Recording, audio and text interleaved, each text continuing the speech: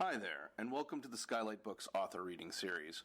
If you'd like to learn more about us and our many upcoming author events, please visit skylightbooks.com, where you can browse our inventory, buy books, and join our Friends with Benefits Club. You can also follow us on Twitter, Tumblr, and Facebook. To speak to a real live bookseller like me, please call 323-660-1175. Thanks for your support, and enjoy. But right now, it is all about celebrating Neda Disney. Yes. I'm trying to make you feel as comfortable as possible because it's like, this is getting a book out into the world is one of the hardest things to do ever. We know that certainly as a store. We certainly know that as a writing community, as a literary community. So we're very happy to have Neda here. She has lived in England, L.A., New York. She studied painting and sculpture and has worked in film, TV, and radio. She lives right in the neighborhood, and let's congratulate Neda Disney.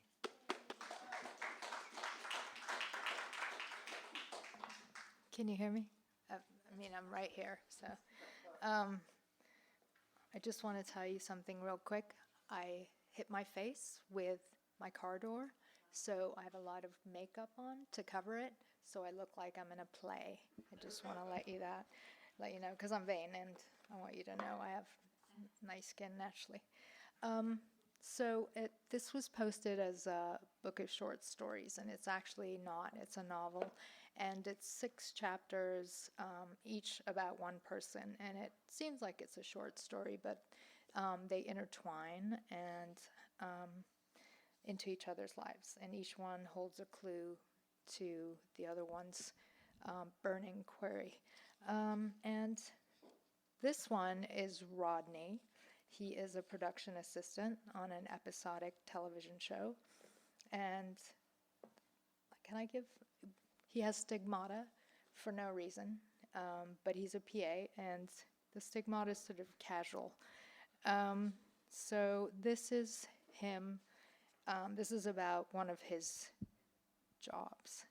And if anyone's been a PA here, one of your jobs is to take care of certain actors. All right, Rodney. Rodney had been driving for what seemed like hours. He'd been stuck in traffic and really didn't see any way out of it. He still had lots of pickups and drop-offs. It was madness. The gloves were burning up his hands. His hands were sweating from the heat of the sun beating through the car windows, down on the dark fabric of his gloves and the gauze underneath. Some days, when he was stuck in traffic, he would just start crying. He would let himself go and let the tears rush down his cheeks. This would happen mostly if he'd been listening to talk radio, and especially if he was able to find some sort of religious show on the AM stations. Somebody talking tender and kind, somebody nice. Public radio people saying nice things gently would make him cry. So different from work, so different from the real world. It just made him cry, made him feel safe enough to cry and wonder when the bleeding would stop, when his hands would go back to normal. His cousin John wasn't too happy about the bleeding hands and didn't want to speculate about them, nor did he want anyone knowing. He'd gotten Rodney the job on the show and didn't want to look bad. Rodney felt that he was starting to really lose his mind. He never realized how much his hands meant to him, how important it was to have them be bare and able to breathe, almost like they were flowers and needed light and air and water.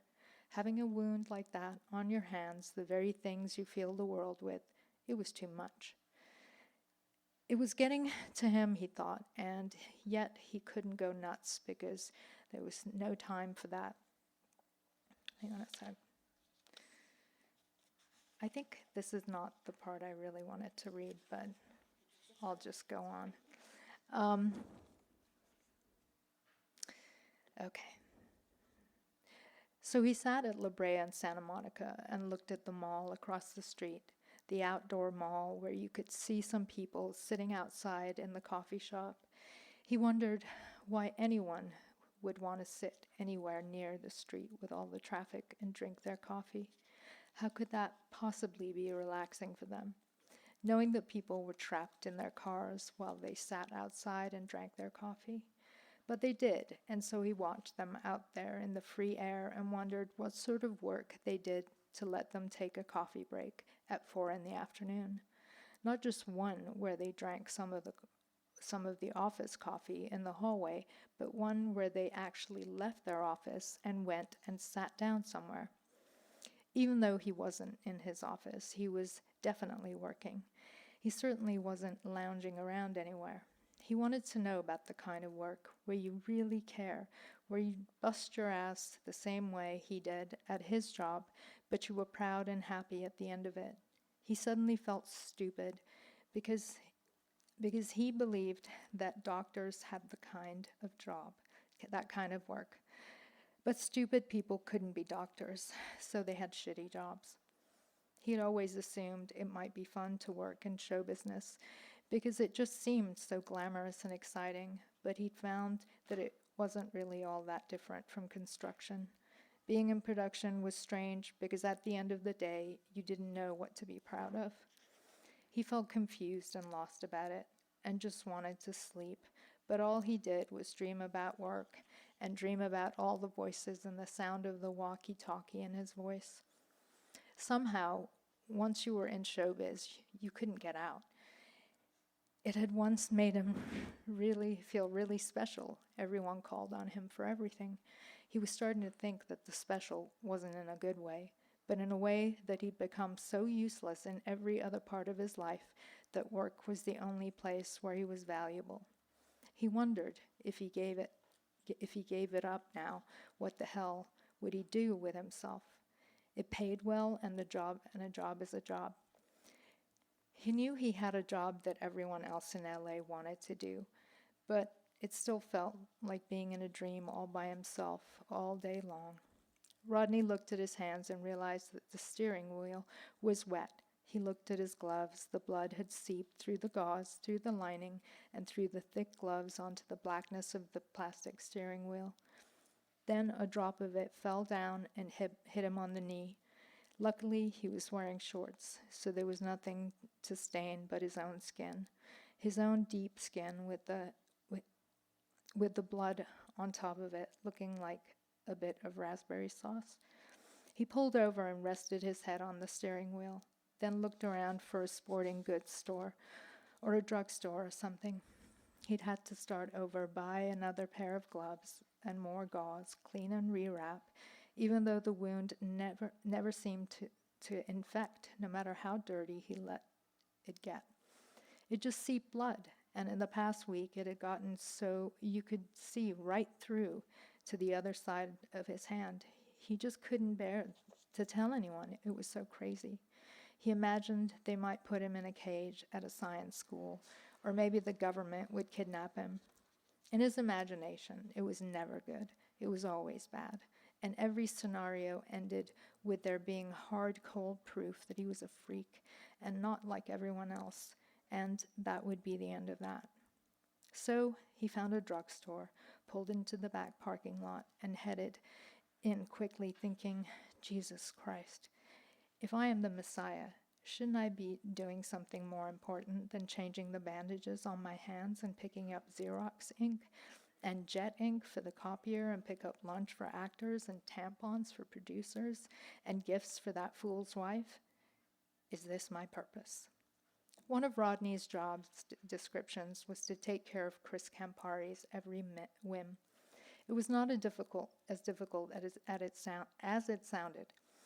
Chris Campari did not have too many unusual whims. He was quite predictable.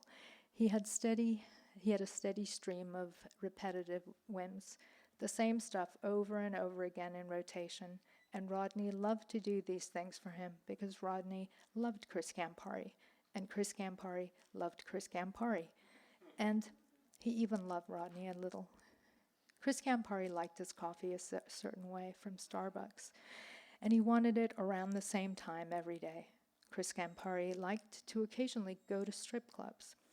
During times of stress, this would be more than occasionally, and sometimes just ever so slightly more complicated than simply going to the strip club and leaving again. Chris was always on some sort of diet. Even though the diet changed, Chris did not change in relation to dieting. He would discuss at length, or rather talk at length, at Rodney, thinking that Rodney was somehow responding about what he wanted from his body and why this diet was the new thing that was going to give him exactly what he needed. Then he would discuss with Rodney after the gym how much better he felt. And then he would discuss with Rodney on a soundstage after missing a few days of gym time how upset he was with himself, but that it was okay. He would be back on track soon. And then there would be the quiet non-discussion as he would send Rodney out to get pizza and donuts. Chris Campari was very into grooming products and waxing the surprising amount of ginger hair that grew on his back.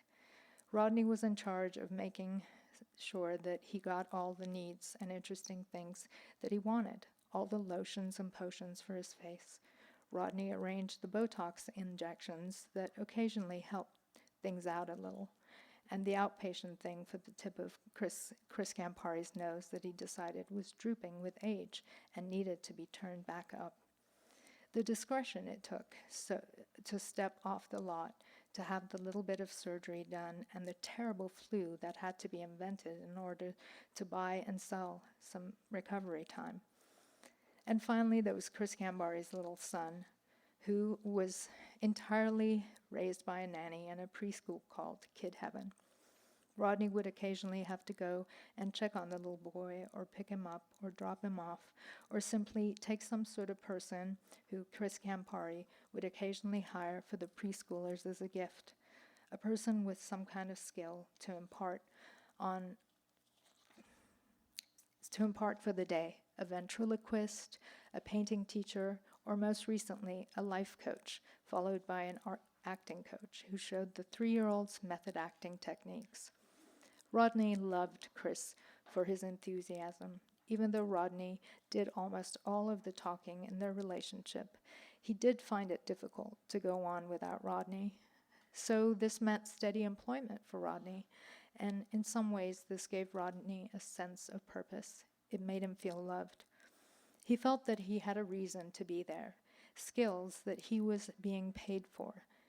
He needed to feel the love of being needed. This at some point would foil him professionally, but at that moment it served him well. At the beginning of things, all the assistants really believed that they were special to Chris Campari. Later, they would all find that he bonded briefly with anyone who was able to provide him with all his needs at any given moment. It was not personal. This is the greatest tragedy of the enabler, the false belief that they are indispensable. That's it.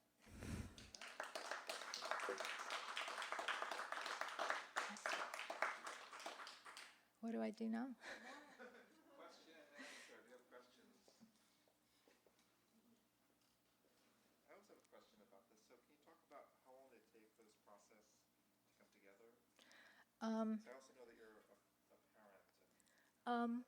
Well, I started this a while ago and put it away and picked it up, and it came and went, and I really didn't intend for anyone to read it. But it seemed to call on me, and then it just fell into place. It did its own thing. I don't remember writing it, which is a very weird thing to say. Sometimes I'll be reading it and be like, oh my God, this is pretty good. And that I'm that way with all my writing. It's just once it's out, it's out. So there's no process. I didn't have one with this one anyway. With my new book, I'm a lot more conscious, mostly to answer this very question. So that's it.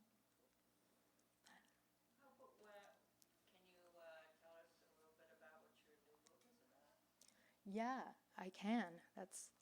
I'm very excited about writing it because once this is done, it's done.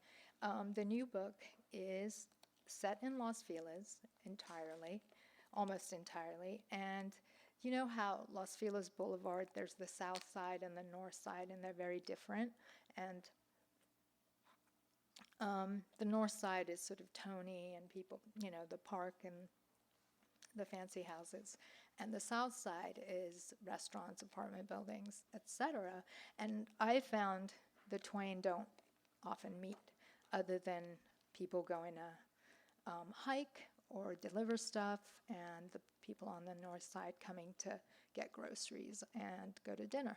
None of them live on each other's side. And so the book, it's about different women in the hills, well-to-do women in different parts of their relationships, beginning, middle, end, and they're lonely for the most part. And slowly through interaction with people on the south side, these two sides start to meet in a strange and surprising way, and whether it's sexually or friendship or conflict.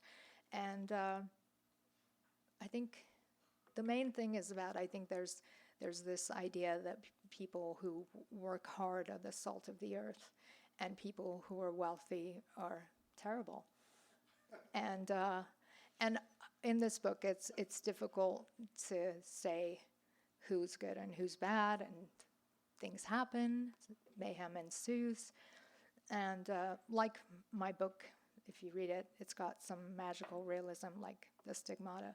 The new book has a talking squirrel who's somebody's dad, and we don't talk about why he's a squirrel. But he does give good advice. And I'll tell you, I don't know, I feel like I'll just let you find out more when you read it. Hey. So I don't have kids, but I sort of have a picture in my head, but could you go more into the preschool cults? I think, again, like the north and south side, there's a sort of preschool that you can afford, and it's not necessarily for the kids. It's like people going to the dog park to socialize, and these are those kind of preschools. And my daughter did go to one of these, and they did exactly this. You would have professionals come in and try to teach them things. Like it goes on about the method acting teacher. And children are always method acting. They're completely unaware. So some of the absurd attempts to justify the tuition, which could be for college. And it's funny, and it's very, New York, LA. I'm not sure if it's in the Middle West very much, but it's just rich with absurdity. So it was fun to write. But yeah, my daughter's in a very similar elementary school now. What's another absurd professional that has happened in your real life or your daughter's school?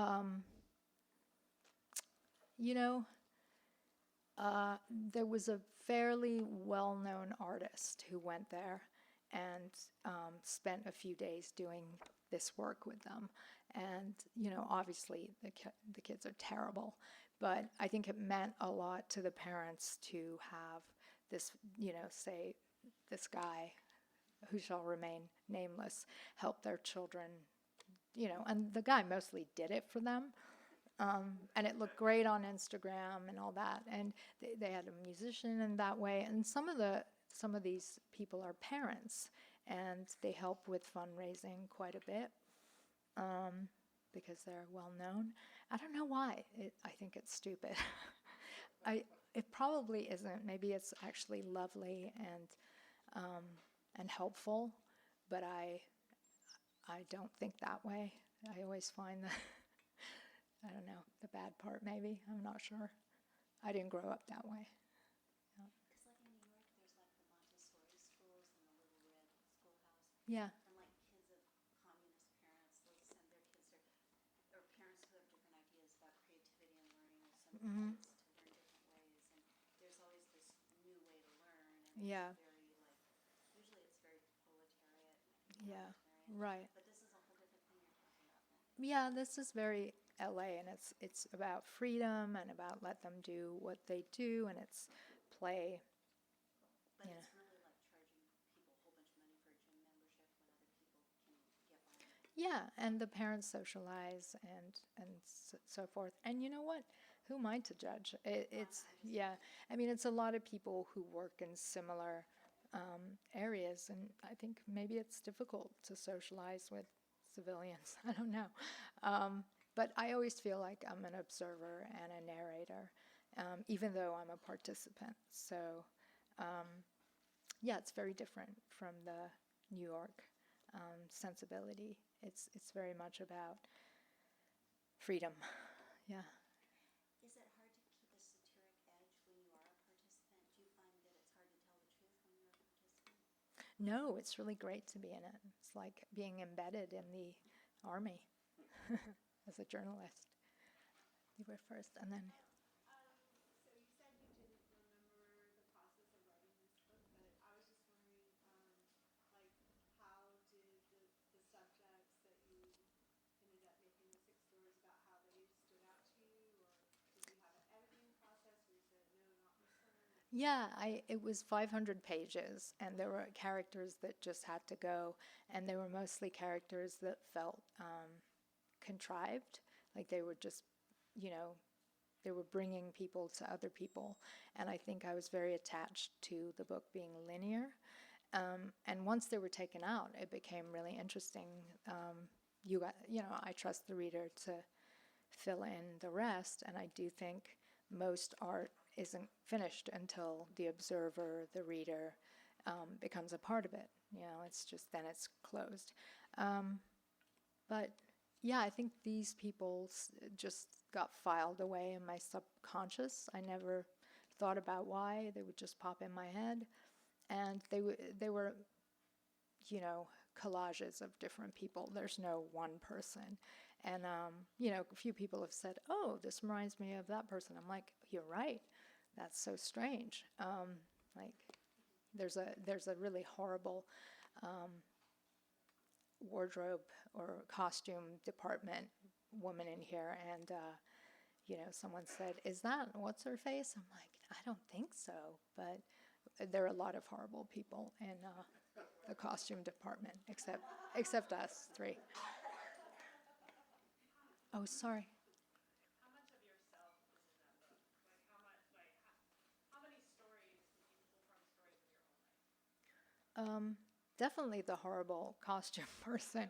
Um, that was delightful to write, because it isn't me, but it's the fantasy of how I could be if I wasn't me, if I didn't give a shit about anything, and I was confident enough to be horrible, which I think takes a certain amount of self-assurance.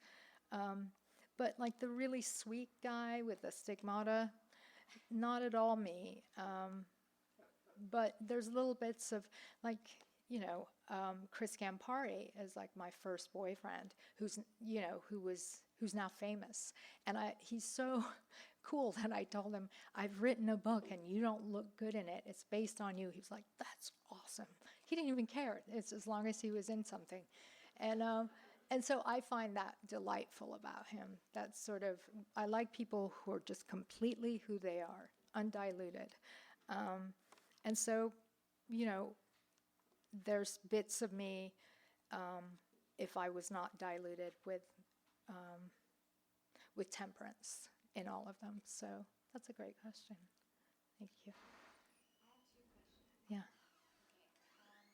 How long did it take you to write it? Like, what was your process? Did you write each day? And if so, for how long? That's one question. Like I said, I had no process. I would pick it up and write a little bit and put it away. Over years, it was just sort of a thing in the drawer that I wouldn't think about until I'd run across it. But then then suddenly it really presented itself, and it took me a few months just to finish it. And it was nothing like it was at the beginning. And I was just surprised, like this had been simmering quietly by itself, and then it popped out. So yeah, and no method. I'll go for a long walk, I'll think about things, I'll run home and write it down. I mean, in a way, I don't think I don't think of myself as a writer. I think of myself as someone who writes stuff down before it's gone. So, yeah. What was the other one? How does your own personal, you said your own childhood differed from that of the book. What is the difference there, and how did it inform your process? In a lot of ways, my parents, I'm a first generation American, and my parents were of the artist class, as a lot of these people are, but they didn't succeed the way these people had. And, you know, I did work study, I got scholarships, I had loans for college. Like, no one ever really, like, I was trying to tell my daughter, who's 8, that I have no memory of anyone ever making me breakfast. I think I just learned, it never occurred to me that, someone would get up and lay out a breakfast for you. It seemed sort of like a luxury. It's like, these people, wow, they make their kids breakfast. And then I found out that was normal. So it was that kind of thing. I was very, like, you had to go and be a go-getter because no one was going to move things out of the way for you. So that was very different. And it's been hard for me to see how easy it is for the children, like even my own. I have a certain amount of resentment and jealousy. Like, you get everything, and I do a lot of when I was a kid, blah, blah, blah. And I can see why parents do that now. It's just an impulse to let your children know about your suffering. It's delightful. Right, that's it. Yeah. You said something in that last answer about when you picked it up again, you finished it in a few months, but it was totally different. What was that? Can you talk about that? They were just sketches. That's why I would pick it up and put it down. They weren't interesting. And then the last time I saw it, for some reason, whether it was my experiences over the years, I'd gotten married, I had a child, I'd had more disappointments, more hope, more loss, more happiness. Suddenly the characters were no longer fiction. They were just like, oh, I know these people just because I've been, sometimes I'll go in a room and somebody will be very different than me, and people are talking, and I'm like, what the fuck are you talking about? What are you talking about? And then I realize at some point I'm going to be every person in that room, and that's really interesting. So by the time I got back to it, I realized at some point I had been every character or had those experiences, and then it was easy to really flesh it out because I knew, or I think I knew what they were thinking. So.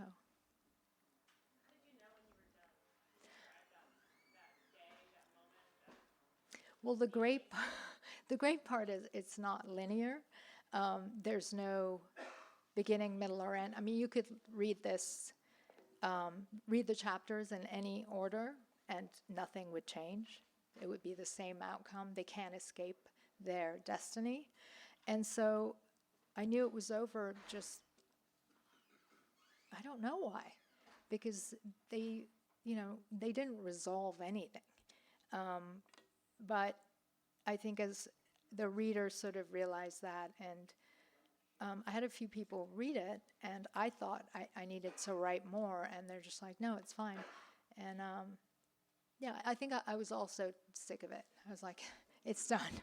And it turned out to be the right moment. Yeah. And again, like I said, the reader is the missing piece. So I had to just give up the missing piece to you. I was like, I'm determined to find it. And it's like, no, that's not my job. It's your job. So that's it.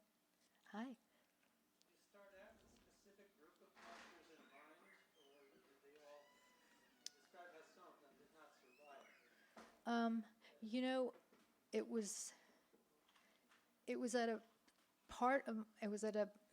This was like maybe 14, 13 years ago when it first, like, I wrote it down. And it was an interesting time in my life. I didn't know where I was heading. I didn't quite understand where I'd come from.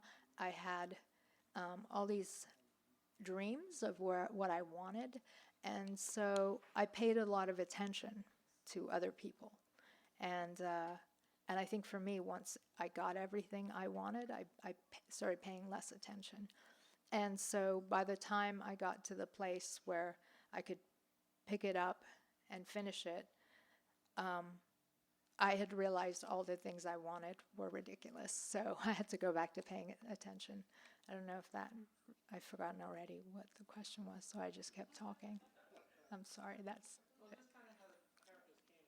I think I just had watched people, and I wasn't... Yeah, I just watched and filed.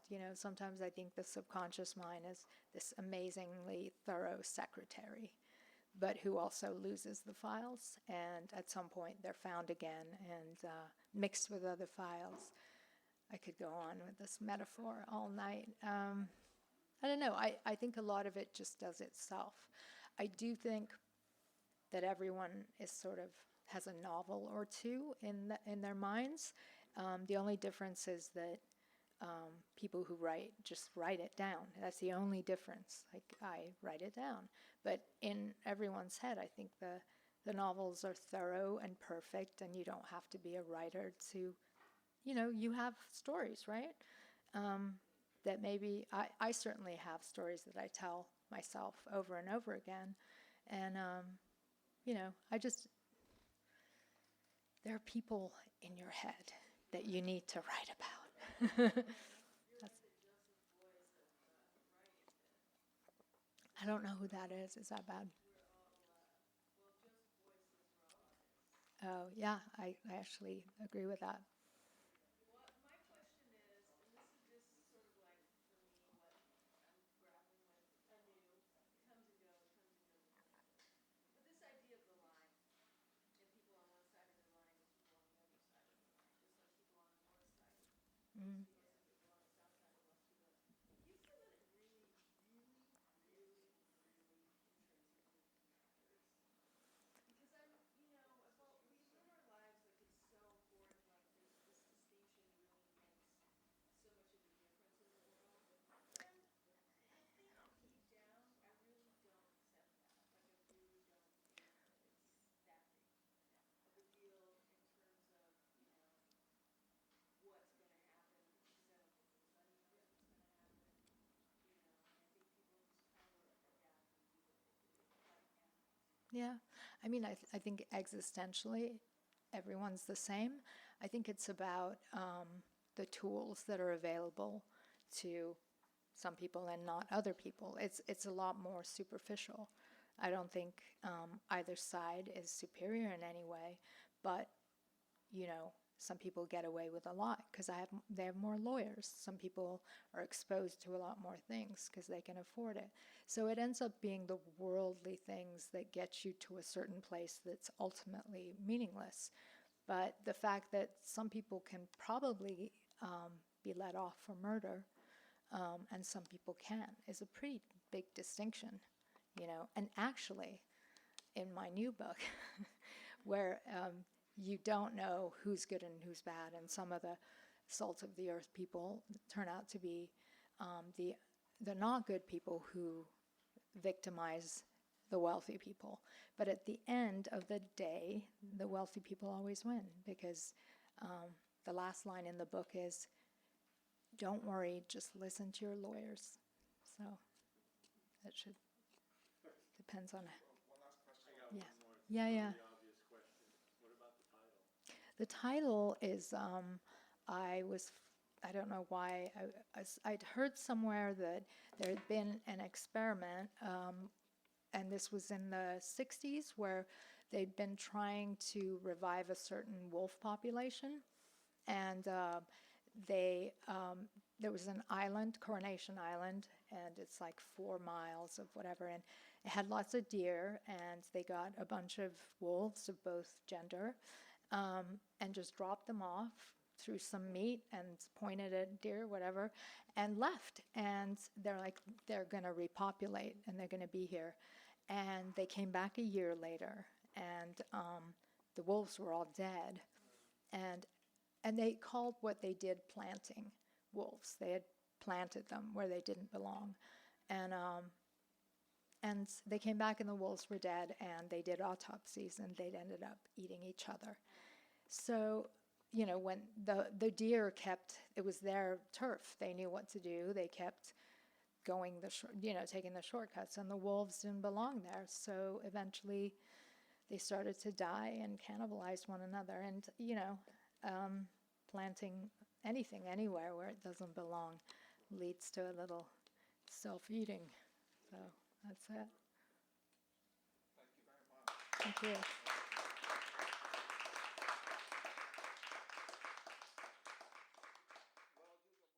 You've been listening to the Skylight Books author reading series.